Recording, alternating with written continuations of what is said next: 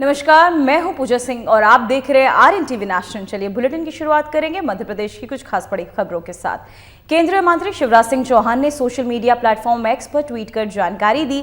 उन्होंने भोपाल स्थित मुख्यमंत्री निवास पर मध्य प्रदेश के मुख्यमंत्री मोहन यादव से सौजन्य भेंट की। भेंट के दौरान दोनों नेताओं ने विभिन्न महत्वपूर्ण विषयों पर सार्थक चर्चाएं की। शिवराज सिंह चौहान ने कहा कि बैठक में प्रदेश और केंद्र से जुड़े कई मुद्दों पर विचार विमर्श हुआ है और दोनों पक्षों ने सहयोग की भावना व्यक्त की। वहीं सोशल मीडिया पर इस बैठक को लेकर राजनीतिक और जनता दोनों में उत्सुकता देखी जा रही है।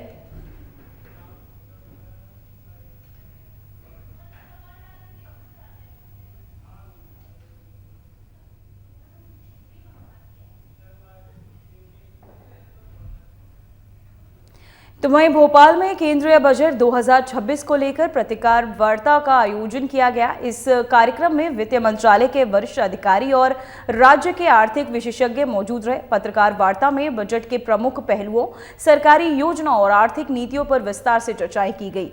वहीं कार्यक्रम में उपस्थित अधिकारियों ने बताया कि बजट 2026 में विकास, रोजगार और आर्थिक स्थिरता को ध्यान में रखते हुए कई नई योजनाओं और संशोधन प्रस्तावित किए गए हैं। वहीं पत्रकारों ने भी अधिकारियों से विभिन्न सवाल पूछे और बजट के प्रभावों पर स्पष्टीकरण प्राप्त किया। इस अवसर पर अधिकारियों ने आम जनता और उद्योग जगत के लिए बजट के संभावित लाभ और नई नीतियों की जानकारी भी साझा की।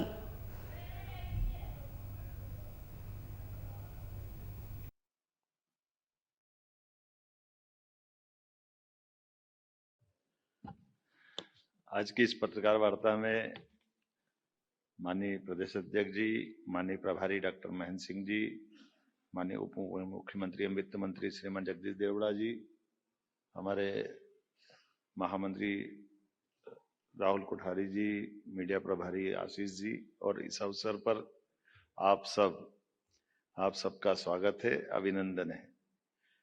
माननीय अध्यक्ष जी ने बहुत अच्छे से बिंदुवार इतनी बढ़िया जानकारी ली कि कागज इनका मेरे को भी चाहिएगा थोड़ा देर। इतना बढ़िया तैयारी कर ली कि मैं अपना काम हल्का कर दिया। मैं आज के इस अवसर पर यशस्वी प्रधानमंत्री श्रीमान नरेंद्र मोदी जी के मार्गदर्शन में केंद्रीय वित्त मंत्री श्रीमती निर्मला सीतारमण द्वारा केंद्रीय बजट 2026-27 विकसित भारत के संकल्पों की सिद्धि की ओर सच में ये एक बड़ा महत्वपूर्ण कदम है। जिस बजट के माध्यम से वो सारी चीजों को हमारे सामने एक फोकस्ड रूप में रखा है, जिसके आधार पर आज वैश्विक स्तर पर भारत की छवि और बने, हमारी सभी इकोनॉमी की जो संभावना वाले मार्ग है उनको मार्ग प्रशस्त करते हुए दूरदेशी के हिसाब से लंबे समय के लिए अमृत काल तक भारत की सशक्त भूमिका वैश्विक परिदृश्य में क्या बने, उसका बहुत अच्छा रोडमैप बना है। मैं केंद्रीय बजट के कल्याणकारी, सर्वस्पर्शी, समावेशी बजट के देश के गरीब, युवा, अन्नदाता और नारी सशक्तिकरण को लेकर के स्टार्टअप, इनोवेशन, आर्टिफिशियल इंटेलिजेंस जैसे विभिन्न क्षेत्रों को समाहित करते अंत्योदय की भावना और नवोन्मेष की नवदृष्टि से परिपूर्ण इस बजट पे मैं स्वागत करता हूं। और खास करके एआई, इनोवेशन, स्टार्टअप को जिस ढंग से प्रमोट करने की सरकार ने योजना बनाई, वाकई वो अद्भुत है। मध्य प्रदेश में बीते 11 वर्षों में माननीय प्रधानमंत्री जी के भारत सरकार के माध्यम से बीते 11 वर्षों में माननीय मोदी जी ने ये जो 12वां बजट प्रस्तुत करवाया, जिसमें नवा बजट निर्मला सीतारमण जी ने जो प्रस्तुत किया है, ये एक तरह से एक के बाद एक चरणबद्ध रूप से देश के विविधता वाले माहौल में हर वर्ग के लिए, हर प्रांत के लिए संभावनाओं के साथ हमारे संसाधनों के बलबूते पर लंबी छलांग लगाने के लिए उनको इसमें उनकी आकांक्षाओं को, आशाओं को उड़ान देने का काम किया। मैं बधाई देना चाहूंगा। अब आप देखो, इसमें ईज ऑफ डूइंग बिजनेस, इसमें विकास आधारित पद पे जो युवा शक्ति को प्रेरित किया है, जिसके आधार पर हम तेज एवं सतत आर्थिक वृद्धि भी हासिल करेंगे, जन आकांक्षाओं की पूर्ति करते हुए क्षमता निर्माण और सभी परिवारों और क्षेत्रों के लिए, सभी सेक्टर के लिए समान रूप से आगे बढ़ने का मौका इसमें मिल रहा है। मैं जब आपसे बात कर रहा हूं तो खास करके यहाँ पर विकास आधारित आर्थिक दृष्टिकोण को लेकर चलने के लिए, जिसमें निवेश आकर्षक हो, अनुकूल उद्योग के लायक हो, रोजगार उन्मुख हो और सतत विकास का संकल्प भी हो। अब अकेले इंडस्ट्रियल बेल्ट की बात अपन करते हैं तो इंडस्ट्रियल बेल्ट में खास करके उद्योग समर्थन में उभरते सेक्टरों के लिए मध्य प्रदेश भी कदम से कदम मिला करके उस एमएसएमई, हेवी इंडस्ट्री और हमारी तमाम प्रकार की लघु इकाइयां विविधता वाली उन सबको समेकित रूप से जोड़ने के लिए काफी संभावना जोड़ी है, जिसमें सबसे बेस हमारे विकास वाली व्यवस्था में सरलता से बिजनेस की अनुकूलता बनाने के लिए जो आग्रह किया है, उसी के आधार पर बजट में उद्योग, एमएसएमई, उभरते हुए संरचनात्मक सुधारों, वित्तीय सहायता, नीतिगत समर्थन का स्पष्ट प्रावधान है, जो प्रदेश के अंदर औद्योगिक निवेश और उत्पादन क्षमता और निर्यात उन्मुख विनिर्माण एवं रोजगार सृजन को इससे गति मिलेगी। बायोफार्मा के सेक्टर में भी बायोफार्मा, बायोटेक्नोलॉजी, फार्मास्यूटिकल अनुसंधान, हेल्थ इंडस्ट्री, स्टार्टअप को बढ़ावा देने के लिए खास करके हमारे यहाँ तो नॉलेज इकोनॉमी के दृष्टि से हम बात करें तो ज्ञान आधारित अर्थव्यवस्था को लेकर के इसी आधार पर हम अपने उच्च मूल्य जो रोजगार सृजित करेंगे, खासकर उस दिशा में हम आगे बढ़ेंगे जहां हम हमारी प्रतिभाओं के बलबूते पर इस फार्मा सेक्टर में लंबी छलांग लगाएंगे। सेमीकंडक्टर ये एक बड़ा सेक्टर है। मैं कल गुजरात में भी सेमीकंडक्टर के ऊपर वहां के मुख्यमंत्री से बात करके आया हूं और सेमीकंडक्टर मिशन 2 उभरती तकनीक है, जिसके आधार पर इलेक्ट्रॉनिक कंपोनेंट मैन्युफैक्चरिंग, एआई आधारित तकनीकों के आधार पर प्रदेश में हाईटेक उद्योग, डिजिटल निवेश, नवाचार आधारित उद्यमिता को हम भी कदम से कदम मिलाकर बढ़ाने के लिए आगे बढ़ेंगे।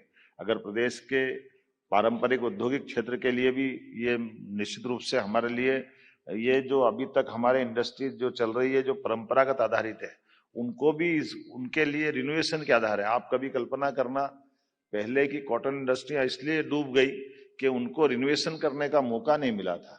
अगर नई टेक्नोलॉजी के साथ कदम से कदम मिला के चलना है तो नए उद्योग लगाना अच्छी बात है, लेकिन जो चालू उद्योग है उन उद्योगों को संवर्धन करना ये भी एक बड़ा विषय रहता है। इसमें इस चीज को लिए गुंजाइश दी जिससे अर्थव्यवस्था, रोजगार और औद्योगिक पुनर्जीवन को नई गति प्रदान होगी। 200 लेगेसी इंडस्ट्रियल क्लस्टर के पुनर्जीवन, ये जो खासकर जो मैंने बात कही है, इसमें अधोसंरचना में सुधार, निवेश पुनर्स्थापन, उत्पादन विस्तार और स्थानीय रोजगार को नई ऊर्जा मिलेगी। इसी आधार पर औद्योगिक भूमि, लॉजिस्टिक एवं सप्लाई चेन को भी हम अधिक कुशल बनाने वाले हैं। एमएसएमई में भी इसी तरह से एमएसएमई के लिए जो हमारी मध्यम श्रेणी की उद्यमिता है, इसमें स्वरोजगार और औद्योगिक विस्तार को मजबूती प्रदान करेगी। इसकी 3 रणनीति है और तीनों तरह से हमारे लिए बहुत काम आएगी। मैं मान के चलता हूँ इससे वित्तीय स्थिरता, तरलता, समर्थन और संस्थागत सहयोग किसी भी इंडस्ट्री के इसी प्रकार से हम आगे बढ़ा सकते हैं, जिसमें अधिक प्रतिस्पर्धी, आत्मनिर्भर और विस्तार उन्मुख ये एक गति देने के लिए सरलता हो जाती है कि हम अपने काम को समेकित रूप से कैसे करें। सेवा क्षेत्र और वैश्विक नेतृत्व, आज के समय में हमारे पास तो आईटी, पर्यटन, स्वास्थ्य, शिक्षा, इनके प्रमुख केंद्रों का विकास करने के लिए ये बजट में इस बात की भी गुंजाइश दी है और ये हमारा बड़ी संभावना वाला क्षेत्र है। 2047 की दृष्टि से वैश्विक सेवा क्षेत्र में नेतृत्व दिलाने के लिए सेवा क्षेत्र को जो प्रमुखता दी गई है, जिसमें IT, health, education, tourism, professional services के केंद्र के रूप में विकसित करने का मौका दिया है। महिलाओं के लिए हमारी सरकार लगातार काम कर रही है और ऐसे में माननीय प्रधानमंत्री जी ने भी नारी सशक्तिकरण के लिए बजट में पर्याप्त गुंजाइश दी है, जिसके आधार पर बहनों को सुविधा, सुरक्षा और कौशल विकास को प्राथमिकता देने के लिए पर्याप्त बीजीएफ और पूंजीगत सहायता से प्रत्येक जिले के अंदर एक छात्रावास खोलने के लिए 10,000 करोड़ की जो राशि रखी है, ये पहली बार हो रहा है हमारे लिए। तो हम अभी 4 हॉस्टल हमारे अपने राज्य में खोलने वाले थे, लेकिन इस आधार पर हम अपने यहाँ लगभग हर जिले के अंदर हमारे प्रस्ताव भी जाएंगे, क्योंकि जब हम छोटे छोटे स्थान पर औद्योगिकरण के लिए इस तरह आगे बढ़ रहे तो बहनों को कठिनाई होती है अपने घर से आने जाने में। ऐसे में प्रोफेशनल काम करने वाली बहनों के लिए छात्रावास ये बड़ी अपनी भूमिका अदा करेंगे। महिलाओं को रोजगार के अवसर बढ़ाने के लिए 1.5 लाख सेवा प्रदाताओं के लिए 1 लाख संबद्ध पेशेवर को प्रशिक्षित करने का जो लक्ष्य रखा है, यही तो सबका साथ सबका विकास है। महिला उद्यमिता को बढ़ावा देने के लिए ग्रामीण महिला नेतृत्व के लिए विशेष उद्यमिता के लिए, जिसमें लखपति दीदी आधारित सामुदायिक स्व सहायता समूह और इसके लिए सब प्रकार के प्रबंधन माननीय प्रधानमंत्री, राष्ट्रपति, वित्त मंत्री ने अपने प्रधानमंत्री जी के मार्गदर्शन में किए हैं। अब अपने लिए मैं मेट्रोपॉलिटन सिटी की तरफ अगर देखता हूं तो ये जो हमने पहले से प्लान किया है और उसी प्लान को बड़ा विस्तारित रूप में माननीय प्रधानमंत्री ने नए बजट में प्रमोट किया है। कई बार तो लगता है कि हमारा 2 साल का बजट राज्य सरकार का केंद्र सरकार के साथ उस एक आवरण के अंदर अंदर की आत्मा से तालमेल कराते हुए चल रहा है। हर क्षेत्र में जहां जहां हमने काम करना प्रारंभ किया है हर जगह प्रमोट करने के लिए दिखती है। ऐसे में यह नीति प्रदेश की शहरी विकास के लिए भी लाभकारी होगी, क्योंकि हमारे अपने जब 2 मेट्रोपॉलिटन सिटी में हम लगभग 6 जिले लेकर आ रहे हैं, तो टीयर 2 और टीयर 3 इन सिटी के लिए भी जो पर्याप्त धनराशि दी गई है, इसी से विकास होगा और इसी से हम आगे बढ़ेंगे। ऐसे में शहरी क्षेत्रों में नियोजित आर्थिक विकास के लिए औद्योगिक व्यावसायिक क्लस्टरिंग आधुनिक अधोसंरचना का निर्माण होगा और मध्य प्रदेश में प्रमुख शहर संगठित और आर्थिक रूप से समृद्ध होंगे। अवसंरचना निवेश मॉडल मध्य प्रदेश के लिए अत्यंत लाभकारी होगा, जिसमें कनेक्टिविटी लॉजिस्टिक और व्यापारिक सुगमता के लिए मजबूती देगा। और जैसे मैंने बताया टीयर 2 टीयर 3 के लिए वित्तीय क्षेत्र में भी सुधार के लिए इसी प्रकार के हमारे सभी प्रकार के निवेशकों के विश्वास को कायम रखेंगे। पूंजी प्रवाह और वित्तीय स्थिरता को भी मजबूत करेंगे, जिसमें बैंकिंग सुधार फेमा के नियमों की समीक्षा कारपोरेट म्यूनिसिपल बॉन्ड बाजार को मजबूत करना और वित्तीय संस्थाओं को पुनर्गठन के लिए ये मध्य प्रदेश की हमारी सुदृढ़ वित्तीय व्यवस्था में निवेशकों का विश्वास जीतने का काम करेंगे। सामाजिक समावेशन भी इसमें किया है। मुझे इस बात की प्रसन्नता है कि हम अपने बजट के आधार पर अत्यंत लाभकारी भावना से खासकर सामाजिक समावेशन आधारित आर्थिक विकास योजना का जो प्लान किया है, ये मानव पूंजी के निर्माण में बड़ी महती भूमिका अदा करेगा। इसमें दिव्यांग कौशल भी है। सभी जिलों में गर्ल्स हॉस्टल शिक्षा कौशल आधारित पहलों के आधार पर हमारी सामाजिक उत्तरदायित्व की भावना बहुत मजबूत होगी और मानव पूंजी का सुदृढ़ निर्माण होगा। हरित अर्थव्यवस्था सतत विकास, ये खास करके अब ग्रीन एनर्जी का जमाना है और हमारे लिए इस भाव में एग्रीकल्चर को भूलना नहीं है। इसलिए हमने अपने भविष्य उन्मुख अर्थव्यवस्था के लिए इसमें सतत हरित और भविष्य उन्मुखी अर्थव्यवस्था के लिए कार्बन कैप्चर, हरित पहल, पर्यावरणीय निवेश में मध्य प्रदेश को ग्रीन इंडस्ट्री, सतत औद्योगिकरण और दीर्घकालिक पर्यावरणीय संतुलन निश्चित करने का हमने इसमें बड़ी संभावना देखी है, जो भविष्य की ठोस अर्थव्यवस्था बनाने के लिए अपनी महती भूमिका अदा करेगा। और वास्तव में ये केंद्रीय बजट केवल दस्तावेजीकरण नहीं है, इसमें वो सब जोड़ा है जिसके आधार पर भविष्य की संभावनाओं को लेकर चलने की बातें हैं। अब अगर अपने यहाँ कैंसर की दवाइयाँ सस्ती हो रही है और कैंसर की चुनौती सबके सामने है, ऐसे में हम मेडिकल कॉलेज भी जब ज्यादा खोलते जा रहे हैं, मेडिकल कॉलेज हेल्थ सेक्टर में हम पर्याप्त ध्यान दे रहे हैं, तो ये हमारे लिए भविष्य की चुनौतियों से निपटने में भी बड़ी भूमिका अदा करेगा।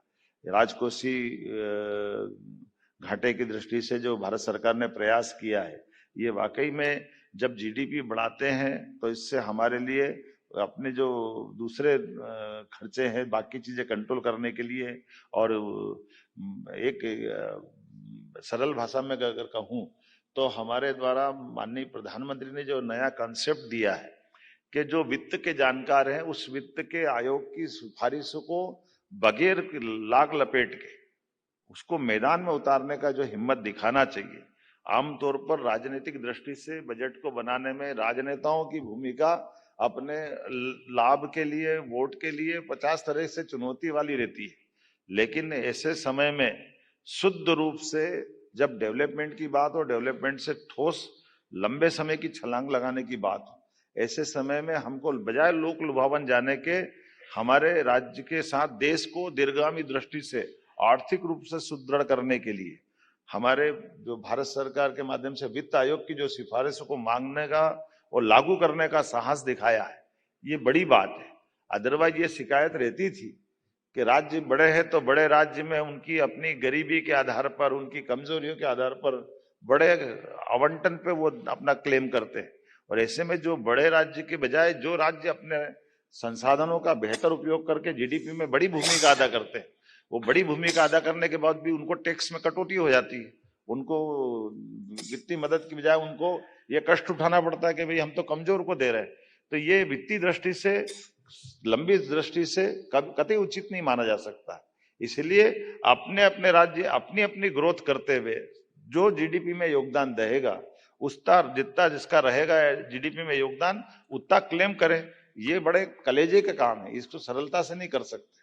लेकिन जिसने इस दिशा में और इसी में ये हमारे वित्त के तमाम जानकारों को जोड़ने का और उनकी बात को मानने का और बात को मानने के बाद लागू करने का मैं मान के चलता हूं, प्रधानमंत्री जी का बहुत बड़ा साहस है। मैं उनको बधाई देना चाहूंगा और हम उसके परिणाम देख रहे हैं।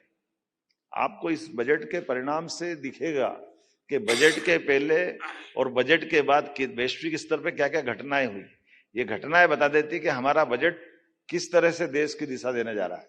उसमें ज्यादा कुछ बोलने की जरूरत नहीं, इतने में पर्याप्त हो जाएगा कि बजट के आसपास। अदरवाइज बजट के लिए अपन अड़ोस पड़ोस के देश की हालत देख लो।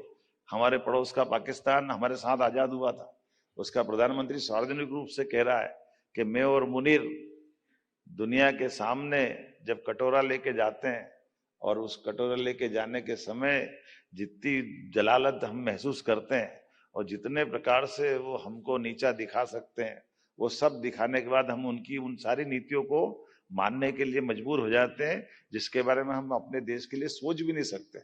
लेकिन चूंकि हमारा हाथ दबा है, हमको उनसे कर्जा चाहिए, तो उनकी वो सारी अनचाही मांगों को भी पूरा करने के लिए हमको हाँ करना पड़ती है।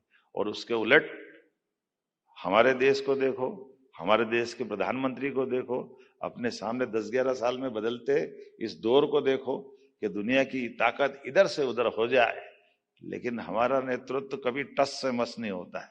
और तो और दूसरे हमारे लिए, प्रधानमंत्री जी के लिए मित्रता सहित अच्छे अच्छे अलंकार युक्त शब्दों का प्रयोग करते ही हमारे लिए सौभाग्य की बात है। ऐसे नेता हमारे सबके सामने। आभार माननीय मुख्यमंत्री जी। और अब कुछ प्रश्नों के लिए अवधेश जी का हाथ सबसे पहले देखा। अवधेश जी।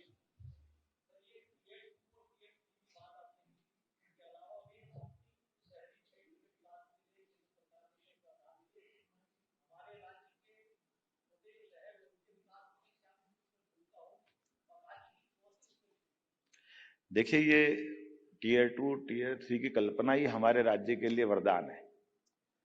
हम टीयर 2 जैसे ही करते तो हमारे पास ये हमने 4-5 बड़े नगर दिख जाते हैं। 10 लाख से बड़ी आबादी वाले जितने शहर है उनके विकास के लिए बड़े पैमाने पे राशि देना, ये हमारे इंदौर, भोपाल, ग्वालियर, जबलपुर 10 लाख से बड़ी आबादी वाले शहर की तरफ एकदम से अनुकूल माहौल बनता है। और टीयर 3 करते ही हम जैसे 10 लाख के अंदर वाले शहर है, प्रत्येक शहर तक हम पहुंच रहे हैं। यही हमारे लिए भविष्य की संभावना के लिए बड़ा आधार देंगे। नितिन जी।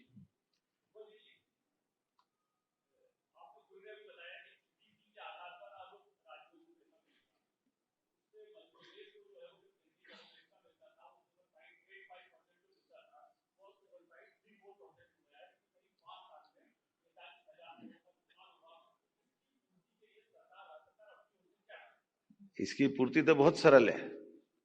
हमने वो या सारी योजना पकड़ी जिससे राज्य की निवेश की भी ताकत बढ़ेगी और विकास की संभावना के बड़े द्वार खुलेंगे। जैसे हमने नदी जोड़ो अभियान लिया। अब नदी जोड़ो अभियान में केवल 10% राशि हमको मिलाना है, वो भी वो 2 राज्य, जैसे हमने केन-बेतवा पीकेसी महाराष्ट्र के साथ। अब अकेले एक पीकेसी योजना और केन-बेतवा के माध्यम से 1,70,000 करोड़ हमको मिल रहा है। तो ये जो शासन की योजनाओं के बलबूते पर राज्य को भविष्य की जीडीपी में अपना योगदान बढ़ाने के लिए इस प्रकार की योजनाओं में आगे बढ़ना चाहिए। जैसे मैंने प्रारंभ में भूमिका में इस बात को कहा है कि ये केवल हम घर में बैठे रहे और हम वही कष्ट में हैं तो हमको मदद कर दो, उसके बजाय हमारी अपनी योजना दूरदर्शी हो, ठोस हो और राज्य को बेहतर से बेहतर मदद मिल जाए। इस दिशा में ही बढ़ने के लिए इस प्रकार के जो ये मैंने उसकी भूमिका में भी कहा कि ये हमारा जो भारत सरकार ने वित्त आयोग की सिफारिशों को माना है, वो सारी सिफारिश है जो हमारे लिए और आगे जाकर लाभकारी होगी। इसलिए जीडीपी बढ़ाने के लिए हम काम कर रहे हैं। तो वहीं खबर रीवा से है, जहां दो लड़कियां नशे की हालत में सड़क पर बवाल मचाती दिखाई दी, जिससे राहगीरों और स्थानीय लोगों में हड़कंप मच गया। लड़कियों ने वाहन और आसपास के लोगों को धमकाया, जिससे सड़क पर अव्यवस्था फैल गई। वहीं स्थानीय पुलिस जब मामले को संभालने पहुंची तो लड़कियों ने उनका विरोध किया और स्थिति को और गंभीर बना दिया। पुलिस ने भारी मशक्कत के बाद उन्हें नियंत्रण में लिया और मामले की जांच शुरू कर दी। पुलिस ने लोगों से अपील की कि वे इस तरह की घटनाओं में किसी तरह की हिंसा न करें और कानून के रास्ते पर भरोसा रखें। वहीं लड़कियों के खिलाफ आवश्यक कानूनी कार्यवाही की जाएगी।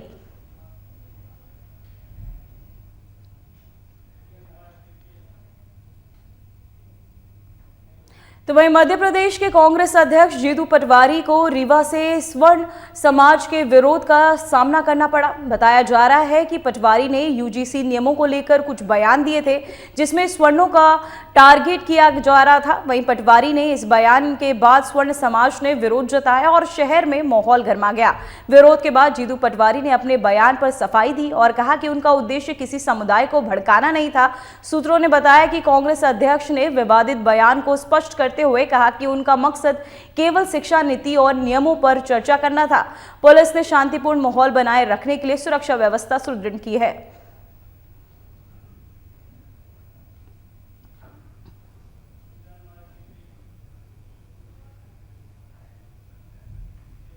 तो वहीं ग्वालियर में संविदा कर्मचारियों ने अपनी मांगों को लेकर रैली निकाली और प्रशासन को ज्ञापन भी सौंपा। कर्मचारियों का कहना है कि वे पिछले करीब 20 वर्षों से सेवाएं दे रहे हैं, लेकिन अब तक उनका नियमितीकरण नहीं किया गया। इससे कर्मचारियों में भारी नाराजगी है। रैली के दौरान कर्मचारियों ने सरकार से संविदा के दर्ज कर नियमित करने और साथ ही स्थायी नौकरी का दर्जा देने और सेवा सुरक्षा सुनिश्चित करने की मांग की। कर्मचारियों का कहना है कि लंबे समय से काम करने के बावजूद उन्हें वेतन, पदोन्नति और अन्य सुविधाओं से वंचित रखा जा रहा है। कर्मचारियों ने चेतावनी दी कि यदि उनकी मांगों पर जल्द निर्णय नहीं लिया गया तो आंदोलन और भी तेज किया जाएगा। प्रशासन की ओर से ज्ञापन लेकर उचित कार्यवाही का आश्वासन भी दिया गया है।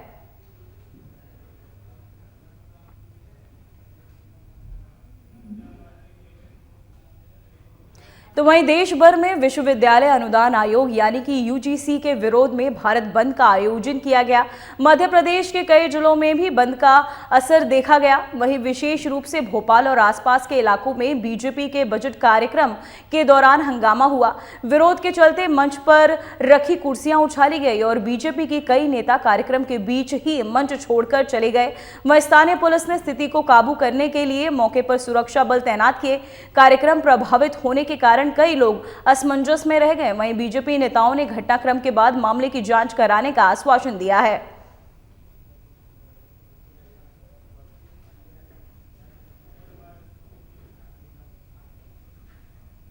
तो वहीं उज्जैन में कुछ संदिग्ध लोगों द्वारा हिंदू महिलाओं को छेड़ने की घटना के बाद इलाके में बवाल मच गया।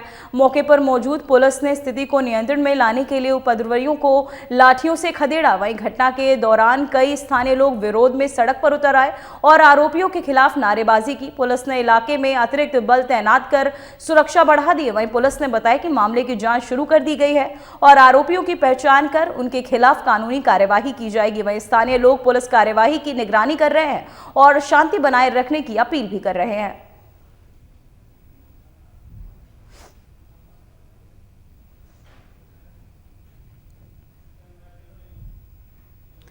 तो वहीं खबर सागर से है, जहां एक प्रेमी जोड़े ने बाइक पर सड़क पर खतरनाक स्टंट करते हुए गर्दा उड़ाया, जिससे इलाके में हड़कंप मच गया। घटना के वीडियो सोशल मीडिया पर वायरल होने के बाद स्थानीय पुलिस सक्रिय हो गई। अभी तक प्रेमी जोड़े की पहचान नहीं हो सकी।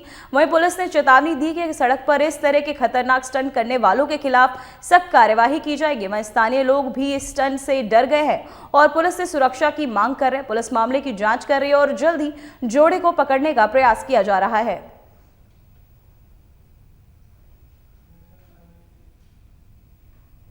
तो वहीं खबर खरगोन से, जहां मंडलेश्वर थाना क्षेत्र के शुलगांव में नर्मदा तट के पास शव जलाने को लेकर विवाद हो गया। अंतिम संस्कार के दौरान दो पक्षों में कहासुनी बढ़ी और देखते ही देखते पथराव शुरू हो गया। घटना से मौके पर अफरा तफरी मच गई और क्षेत्र में तनाव का माहौल बन गया। सूचना मिलते ही मंडलेश्वर थाना पुलिस मौके पर पहुंची और स्थिति को नियंत्रण में लिया। वहीं पुलिस ने भीड़ को तीतर बीतर कर शांति व्यवस्था बहाल की। फिलहाल किसी के गंभीर रूप से घायल होने की सूचना नहीं है। हालांकि कुछ लोग लोगों को हल्की चोटें आई हैं। पुलिस ने मामले की जांच शुरू कर दी और दोनों पक्षों से पूछताछ की जा रही है। एहतियातन क्षेत्र में पुलिस बल तैनात कर दिया गया है।